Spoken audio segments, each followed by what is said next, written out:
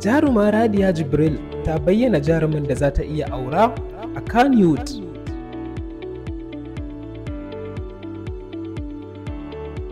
Jaruma Radiya ta bayyana mutum ɗaya ne wanda za ta iya aura daga cikin jaruman da ke masana'antar fina-finai ta Kannywood.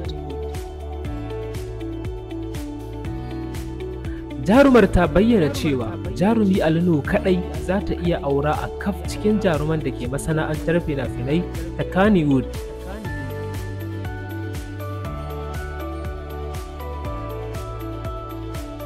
Sai dai jarumar ta sake bayyana cewa akwai ƙauna a tsakaninta da jarumi T.Y. Sha'aban ta 'yan uwantaka.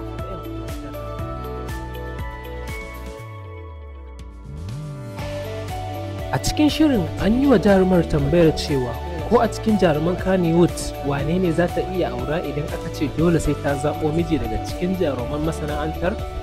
Radiya ta kaɗa baki ta ce, a gaskiya Ali Nuhu zan aura saboda yadda yake kula da matarsa. Yanayin yadda yake kula da matarsa yana burge ni domin tun da ya aure ba a taɓa jin wani saɓani tsakaninsu ba. Domin idan za ka yi aure, idan wanda za ka aura yana da mata, za ka tsaya ka duba ka ga ya yake kula da matarsa.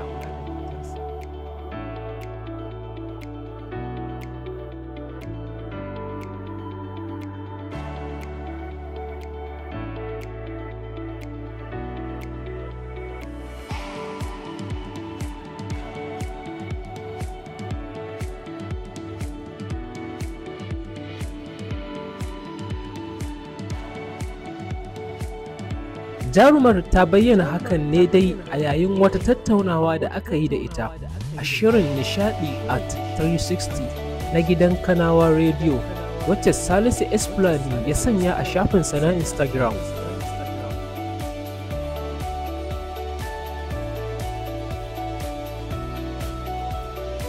Da sakin wannan postin ne mutane suka yi ca inda suka dinga mata comment.